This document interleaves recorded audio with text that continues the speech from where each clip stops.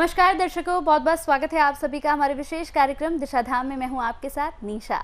दर्शकों, दिशा धाम एकमात्र ऐसा कार्यक्रम है जिसके साथ जुड़कर आप अध्यात्म की ओर अपने आप को बढ़ा सकते हैं। न सिर्फ आप अध्यात्म की ओर अपने आप को बढ़ाते हैं, बल्कि आप अपने जीवन में बदलाव की अनुभूति भी करते हैं।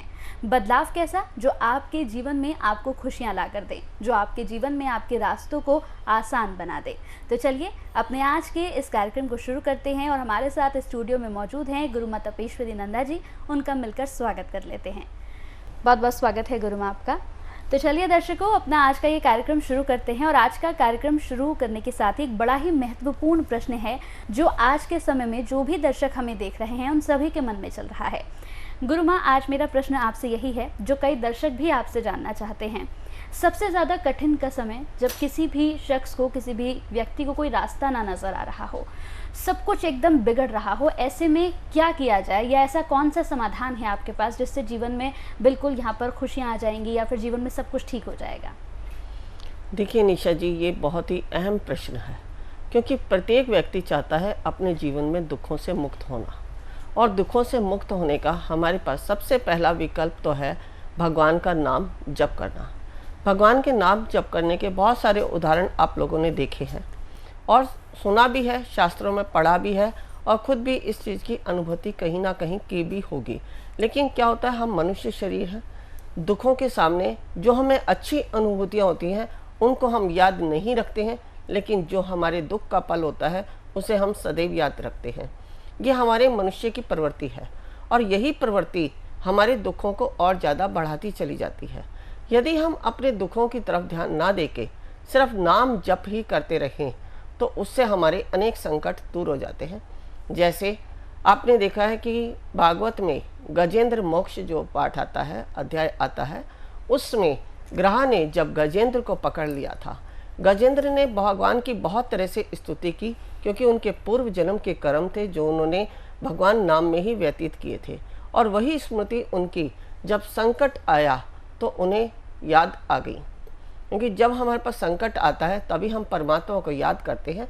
वैसे हम हमेशा अपने जो जीवन के जो भी कोई कार्य क्षेत्र हैं, चाहे वो भोग विलास के हों, चाहे हमारे ऐश्वर्य के हों, उनमें व्यतीत करते रहते हैं।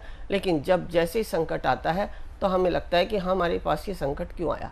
तो ऐसी स्थिति में जब गजेंद्र ने सारी स्मृतियों को अपने इस जीवन की भुलाकर परमात्मा की स्तुति करनी शुरू की, तभी तुरंत जो है नारायण श्री हरि विष्णु अपने गरुड़ को छोड़कर उनकी रक्षा के लिए कूद पड़े।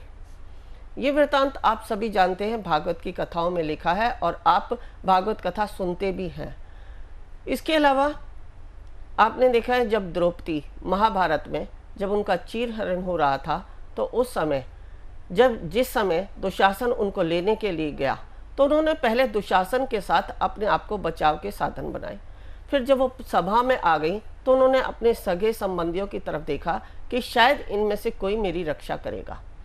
लेकिन वहाँ भी जब उनकी रक्षा नहीं हुई, इतने जो उनके बड़े बैठे थे उनके सबके सामने उन्होंने दृष्टि डाली, सभी से प्रार्थना की, लेकिन कोई भी उनकी रक्षा के लिए नहीं आया। उसके उपरांत उन्होंने अपनी साड़ी को जो है स्वयं से पकड़ने का प्रयास किया, यानी अपने बल का प्रयास किया।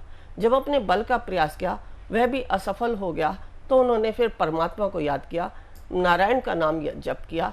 तो जैसे ही नारायण का नाम उन्होंने जप किया तो भगवान विष्णु जो है 10 अवतार के बाद 11वें अवतार वस्त्र अवतार में अवतरित हो गए, यानी उनकी साड़ी में के रूप में अवतरित हो गए। और जैसे ही वह अवतरित हुए तो उनकी जो है साड़ी जो है बढ़ती चली गई और वह अपनी उनकी सुरक्षा वहाँ हो गई।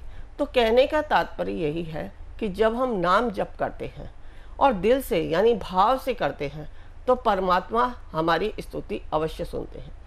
अभी हमारे मनुष्य की प्रवृत्ति क्या है कि ये व्यक्ति शायद हमारी मदद कर दे या ये व्यक्ति हमारी मदद कर दे, यहाँ से हमें पैसों के साधन बन जाए, यहाँ से हमें रोजगार प्राप्त हो जाए, यहाँ से हमारे शारीरिक कष्टों की मुक्ति हो जाए। इस तरह के प्रश्न हमारे मन में उठते रहते हैं और हम इन संसार में ही सब कुछ ढूंढते रहते हैं, या फिर स्वयं से ही सोचते हैं कि हम कुछ ऐसा कार्य कर लें कि जिससे हमारे दुखों का अंत हो जाए। देखिए, अपने आप से स्वयं से सोचना उचित है, लेकिन अगर हम परमात्मा को साथ रख के सोचते हैं तो हमारे लिए वो सबसे ज़्यादा उचित है। और वहाँ जहाँ परमात्मा की शक्ति आ जाती है वहाँ हमें अपने आप बल प्राप्त होता है और साधन भी अपने आप मिल जाते हैं। जैसे ही द्रौपदी ने भगवान श्री कृष्ण का नाम जपा, उनके अंदर वो बल भी आया, क्योंकि जब उन्हें परमात्मा की कृपा मिली, देखा कि उनकी साड़ी बढ़ती ही जा रही है, तो उनके अंदर एक आंतरिक शांति प्राप्त हुई। तो इस प्रकार हम नाम जप से अपने आंतरिक शक्ति, यानी जो हमें तुरंत फल देने वाली है, वो नाम जप है। हम कुछ भी करते रहें, अनेकों जन्मों के कर्मों का हम यहाँ फल भोग रहे हैं, उनके लिए हम कभी भी परमात्मा का नाम जप नहीं करते हैं। इसीलिए कलयुग में सबसे ज़्यादा गुरु की महिमा कही गई है। और युगों में इतने गुरु की महिमा नहीं थी, कोई कोई लोग थे जो गुरु बनाते थे, लेकिन इस कलयुग में अनेक गुरुओं की महिमा कही गई है। और जो हम गुरु से नाम जप प्राप्त करते हैं, जो हम गुरु से नाम प्राप्त करते हैं, उसका जप करते हैं, तो हमारे संकट दूर होते चले जाते हैं। इसीलिए गुरु मंत्र को गुप्त रखा जाता है, क्योंकि वह हमारे आराध्य होते हैं, और आराध्य का जब हम ध्यान करते हैं तो हमारे सब संकट कटते चले जाते हैं।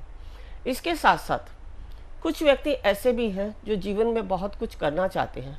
अगर हम उन्हें आध्यात्मिक दृष्टि से देखते हैं, आध्यात्मिक दृष्टि क्या है? अपने भाव की, कि हम अपने दुखों को अपने भाव से दुख करने का प्रयास करेंगे तो हमारे दुख कभी भी हमारे दुख नहीं रहेंगे। वैसे तो दुख भी ज़्यादा दिन नहीं टिकता है और सुख भी ज़्यादा दिन नहीं टिकता है। अगर आप सोचें कि सुख ज़्यादा दिन टिकेगा तो सुख भी ज़्यादा दिन नहीं टिकता है। लेकिन दोनों को बराबर बैलेंस करने के लिए हमारे भाव बहुत ही महत्वपूर्ण स्थान रखते हैं। और भाव किससे जुड़े हों? परमात्मा से। यदि हम सब कुछ अपने ऊपर ही कि मैंने किया करते हैं, तो वो हमारा एक अहम बन जाता है और हम सारे कार्य परमात्मा के ऊपर छोड़ देते हैं कि कर्ता परमात्मा है, मैं सिर्फ कर्म करने वाला हूँ और मैं इस शरीर में विद्यमान हूँ, जो इस शरीर से पहले भी था, अब भी है और बाद में भी रहेगा। जिसके मन में ये भाव आ जाता है, उसके सारे कार्य बनते चले जाते हैं। अब भाव की अगर हम बात करते हैं तो बहुत सारे व्यक्ति ऐसे हैं जो दुखों से घिरे हैं, लेकिन उनके अंदर शक्ति नहीं है कि जैसे द्रौपदी ने नाम पुकारा और भगवान अवतरित हो गए, गजेंद्र ने नाम पुकारा और भगवान नारायण प्रकट हो गए, प्रहलाद ने नाम पुकारा तो नरसिंह अवतार लेके जो है विष्णु भगवान प्रकट हो गए। यह हमारे नाम की महिमा है। लेकिन इसके साथ साथ हमें कर्म भी करना है।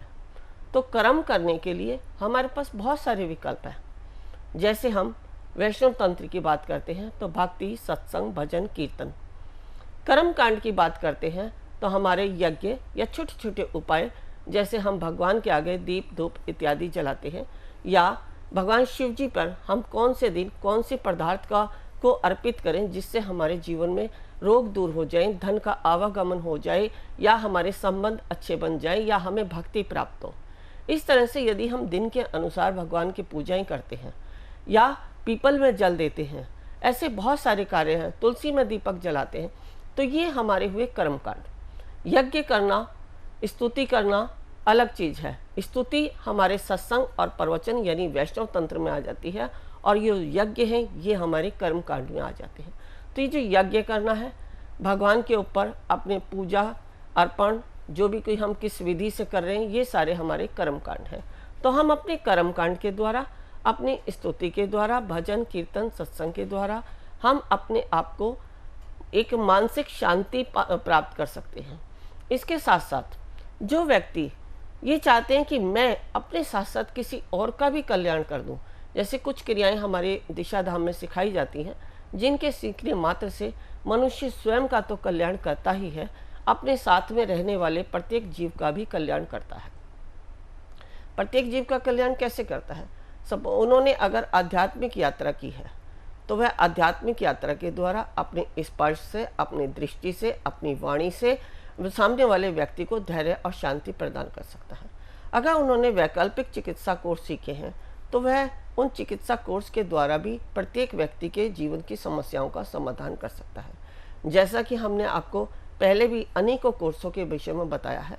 जैसे सबसे पहले तो अपनी अगर आध्यात्मिक यात्रा करनी है तो मुद्रा विज्ञान हमारे अपने फिजिकल बॉडी से तो फिट करता ही है, साथ ही साथ हमारा भोजन कैसा होना चाहिए, हमारी वाणी कैसी होनी चाहिए, या हमारे जो हम वेशभूषा पहनते हैं ये हमारी संस्कृति के अनुसार कैसा होना चाहिए, ये सारा परिवर्तन स्वतः ही अपने आप आने लग जाता है।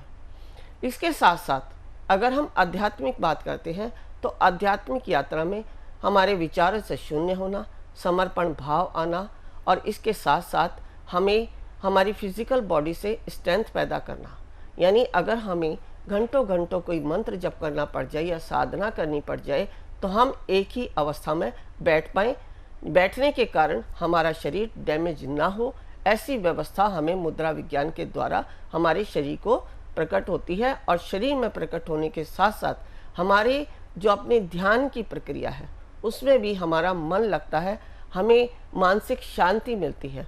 अब जो ध्यान की प्रक्रिया है, ध्यान की प्रक्रिया में हमें क्या क्या जरूरी है, ये सब कुछ हमारे शरीर में परिवर्तन होने शुरू हो जाते हैं जब आप मुद्रा विज्ञान करते हैं। जैसे ही आपने 21 दिन तक इसका अभ्यास किया तो 21 दिन के उपरांत आपके शरीर में वाइब्रेशन उत्पन्न होने लगती है।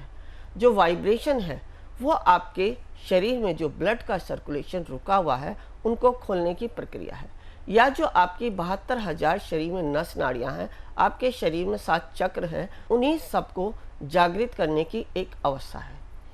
अब जब आपकी ये नस नाड़ियाँ खुल गई और आपके चक्र भी जागृत हो गए तो उसके उपरांत आप स्थिर अवस्था में आ जाते हैं। जब आप स्थिर अवस्था में आ जाते हैं तो आपको ध्यान में ही ऐसा लगता है कि आपका शरीर जमीन से ऊपर की ओर उठता चला जा रहा है। जब आप इस अवस्था में आ जाते हैं तो आप कुंडली जागरण की स्थिति तक पहुंच जाते हैं। तो मुद्रा विज्ञान हमें इस स्थिति तक पहुंचाने में बहुत ही कारगर होता है। अब इसके बाद हम बात करते हैं लामा फेरा की। जब हमने अपनी इतनी स्थिति सुधार ली फिर भी हमारे जीवन में दुख है, बीमारियां हैं, या हम अपनी नहीं बात करें, हमने अपना मुद्रा विज्ञान से अपने जीवन को संवार लिया, लेकिन हमारे परिवार के जो और बाकी सदस्य हैं जिनके कारण हमारे भी कर्म बंधन बिगड़ते हैं या जिनकी स्थिति के कारण हमारे भी विचारों में परिवर्तन होता है, उन सबके विचारों को परिवर्तित करने के लिए, उन्हें तनाव से मुक्त करने के लिए, उन्हें नेगेटिव एनर्जी से बचाव के लिए हम लामा फेरा सीख सकते हैं। लामा फेरा के द्वारा आप कोई भी व्यक्ति डिप्रेशन में है, आपके घर में किसी को क्रोध ज़्यादा आता है, कोई अग्रेसिव ज़्यादा है, कोई जिद्दी है, या किसी को फिट्स पड़ते हैं, या कोई छोटी छोटी बीमारियां जिनको आप लामा फेरा के द्वारा ठीक कर सकते हैं। क्योंकि लामा फेरा शरीर, आत्मा और मन तीनों पर कार्य करता है। शरीर हमारा स्थूल शरीर, आत्मा जो हमारे इस मृत्यु लोक में जो व्यक्ति नहीं रहते हैं, जिनकी आत्मा सूक्ष्म रूप में विचरण करती है और हमें वह अटैक करती है हमारे शरीर पर, तो ये जो हमारी सूक्ष्म एनर्जियां हैं उसी को हम नकारात्मक शक्तियां कहते हैं। इनसे बचने के लिए लामा फेरा बहुत ही कारगर सिद्ध हुआ है। अब मन की बात करते हैं तो मन क्या है? मन हमारा चंचल है, पानी की तरह है जो कभी स्थिर नहीं रहता। अब उसको स्थिर करने के लिए हमें लामा फेरा बहुत ही कारगर है, क्योंकि जब मन स्थिर नहीं रहता तो हमारे मस्तिष्क में बहुत सारे विचार चलते हैं। आज कोई विचार आया तो कल कोई विचार आता है, और एक विचार पर हम स्थिर नहीं होते। हमारी विचारों की स्थिति से ही हम बंधन और मुक्ति दोनों के कारण बना लेते हैं। अब इनसे मुक्त होने के लिए लामा फेरा बहुत ही कारगर सिद्ध होता है। ऐसे हम अनेक प्रकार की प्रक्रियाओं को सीखकर, यानी अभी तो हमने बताया जो सामान्य मनुष्य हैं जो कुछ नहीं कर सकते, उनके लिए नाम जप ही आधार है। और जो जीवन में बहुत कुछ करना चाहते हैं, वो दूसरों का भी कल्याण करना चाहते हैं, तो उनके लिए ये हमारे बाकी के विकल्प हैं जो मैं आपको बता रही हूँ। अब लामा फेरा से आपने अपने घर की सारी नकारात्मक एनर्जी को दूर कर दिया, अपने साथ रहने वाले प्रत्येक व्यक्ति के जीवन में सुधार कर दिया। इसके साथ साथ आपने अपने संपर्क में आने वाले, यानी जो आपके कार्य क्षेत्र में है, या किसी भी दुखी व्यक्ति का उद्धार करने के लिए, दुखी व्यक्ति का कल्याण करने के लिए आपने इस थेरेपी को सीखा। अब इसके बाद जैसे शाल्विक मंत्र रहस्य की अगर मैं बात करती हूँ तो शाल्विक मंत्र रहस्य भी हमारे दुखों के कारण जानने का एक विकल्प है। जब आपने शाल्विक मंत्र रहस्य के द्वारा अपने दुखों का कारण जान लिया, उसका उपाय जान लिया, तो आपके जीवन में कुछ भी असंभव नहीं है जिसे आप स्वयं से नहीं कर सकते। शाल्विक मंत्र रहस्य एस्ट्रोलॉजी की एक ऐसी उपचार प्रणाली है जिसके द्वारा हम अपने जीवन के जो भी आज हमारे साथ घट रहा है वो क्यों घट रहा है, उसके पीछे कारण क्या है, और उसको अगर ठीक भी किया जाए तो उसका भी सॉल्यूशन शाल्विक मंत्र रहस्य में दिया गया है। अब उस रहस्य को जानकर हम मृत्युंजय मंत्र के द्वारा चेतना के स्तर पर जाकर अपनी हीलिंग करते हैं तो 21 दिन के उपरांत हमारी स्थिति में परिवर्तन होना शुरू हो जाता है। ऐसे हमारे पास अनेक विकल्प हैं। जो व्यक्ति ध्यान की अवस्था में जाना चाहते हैं, ध्यान कुंडली जागरण की स्थिति में जाना चाहते हैं, उनके लिए जैसा हमने बताया कि मुद्रा विज्ञान, जब वो मुद्रा विज्ञान से पार हो गई, अपनी एनर्जियों से ऊपर उठ गई, तो वहाँ फिर शुरू हो जाती है कुंडली जागरण की अवस्था। कुंडली जागरण की अवस्था में आपने सातों चक्रों का भेदन करके अपनी सारी एनर्जी को डिवाइन से कनेक्ट कर दिया, और जब भी आप डिवाइन में कोई अफर्मेशन देते हैं तो गॉड या कोई भी एनर्जी आपकी हेल्प करती है, आपको गाइड करती है कि आपको कहाँ जाना है, क्या करना है, या जो भी कुछ आपने अचीव किया है अध्यात्म में, आप उसके द्वारा कैसे अपने आप को दुखों से बाहर निकाल सकते हैं। तो ये समझना बड़ा आसान है कि हमारे लिए जीवन में जो है बहुत कुछ है करने के लिए। हम ये ना सोचें कि दुखों से बाहर निकलने का हमारे पास कोई विकल्प ही नहीं है। जहाँ परमात्मा हमारा 9 रास्ते बंद करता है तो एक रास्ता हमारा स्वयं से खुला रहता है। वो हमारे ऊपर डिपेंड करता है कि हम कितना उस रास्ते की तरफ जाते हैं। यदि आप उस मार्ग पर चलते हैं तो आपके जीवन के दुख अवश्य ही दूर होते चले जाते हैं, इसमें कोई भी संशय नहीं है। लेकिन आपके अंदर समर्पण और भाव दोनों ही होना बहुत ही जरूरी है। तो ये सब हमने आज जाना कि अपने दुखों से हम कैसे बाहर निकल सकते हैं। इसके अलावा बहुत सारे और भी छोटे छोटे विकल्प होते हैं। जैसे अगर हम वास्तु की बात करते हैं, या घर में छोटे छोटे नियम होते हैं कि जिन्हें हम जीवन में अपनाते हैं तो हमारे जीवन में सुधार होना शुरू हो जाता है, क्योंकि हमारे दुख का कारण हम स्वयं ही हैं। छोटी छोटी गलतियां हम स्वयं से करते हैं और उनका फल भी हमें ही भोगना पड़ता है। तो उन गलतियों को सुधार कर भी हम अपने जीवन में सुधार कर सकते हैं, क्योंकि हमें नहीं मालूम कि हम क्या गलती कर रहे हैं और क्या गलती हमारे द्वारा हो रही है। जैसे आजकल जो है खान पान में हम बहुत सारी गलतियां करते हैं। पहले समय में आपने देखा कि जो है भोजन नीचे बैठ के बनाया जाता था और नीचे बैठ के ही हम भोजन करते थे, बहुत सात्विक तरीके से हम भोजन करते थे। लेकिन आज तो पानी भी आप पीते हैं तो खड़े खड़े पीते हैं। तो इसके कारण हमारे शरीर में बहुत सारे रोग बन रहे हैं, लेकिन हम उस बात को नहीं देखते कि कारण क्या है पानी पीने के कारण जो हमारे बीमारियां बनी हैं। लेकिन हम सिर्फ ये सोचते हैं कि हमारे जीवन में कुछ ऐसी क्रिया हो गई है जिसके कारण आज हमें शारीरिक कष्ट का सामना करना पड़ रहा है, या हमारे घर में बरकत नहीं रहती है। तो हम बहुत सारी चीज़ें सोच लेते हैं कि शायद हमारे घर में ये दोष बन गया है या ये दोष बन गया है, लेकिन कमी हमारे अंदर ही होती है। क्योंकि धन को संचित करने का जो एक तरीका है वो हमें नहीं मालूम। धन को संचित करने का यदि आपको तरीका मालूम है तो आप अवश्य ही धन में बरकत कर सकते हैं। बहुत सारे व्यक्ति होते हैं जो जहाँ तहाँ अपने धन को रख देते हैं, लेकिन ऐसा नहीं करना चाहिए। उसके कारण भी आपके घर की बरकत जाती है। लेकिन अगर आपको धन को संचित करने का तरीका मालूम है तो आप धन को यदि दक्षिण की साइड रखते हैं और उत्तर की तरफ आपकी अलमारी का मुख होता है और आप लकड़ी की किसी बॉक्स में अपने धन को रखते हैं तो आपके धन में बरकत होती है। ऐसे अनेक सारे विकल्प हैं जो हमें जीवन में हमारे दुखों से बाहर निकलने के लिए मिलते हैं। समय का अभाव होता है, आगे आने वाली चर्चाओं में हम आपको समय समय पर बताते रहेंगे।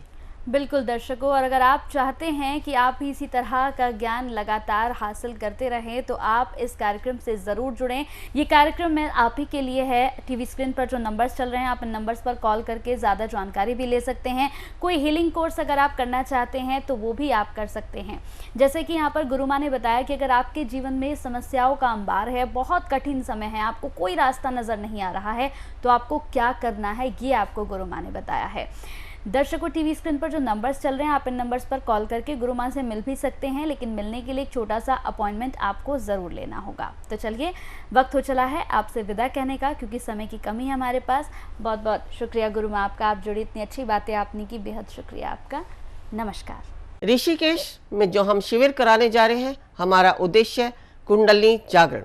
कुंडली जागरण के लिए आवश्यक है ओम को सिद्ध करना, नागपाश खोलना, विचारों से शून्य होना, समर्पण भाव आना, शरीर में बैठने की क्षमता होना, तभी आप प्राप्त कर सकते हैं कुंडलिनी शक्ति को। यदि आप भी चाहते हैं कुंडलिनी शक्ति को पाना तो अवश्य आएं हमारे इस शिविर में। गुरु माँ तपेश्वरी जी बढ़ाए एक कदम अध्यात्म की ओर और पाएं स्वस्थ शरीर, संपन्नता व एकाग्रता। गुरु माँ के द्वारा 108 प्रकार की दीक्षाएं प्रदान की जाती हैं, जिन्हें लेकर आप अपने जीवन को सुखों से भर सकते हैं। आप गुरु माँ से ध्यान व उपचार पद्धतियां सीख सकते हैं, जैसे मुद्रा विज्ञान, साधना से सिद्धियों की ओर, तत्व ज्ञान, लामा फेरा, तनाव, डिप्रेशन, पागलपन, नजर दोष, टोने टोटके में अत्यंत प्रभावी योग माया, रोगी को रोग मुक्त करना, हुंकार विद हलीम बौद्धिक विकास एवं लक्ष्य प्राप्ति हेतु, टिंटी सर्कल एकाग्रता बढ़ाने के लिए। हमारा पता है Disha Dham near Adarsh Nagar metro station, gate number 2, Delhi 110033। Phone number 8287676694 9643297059।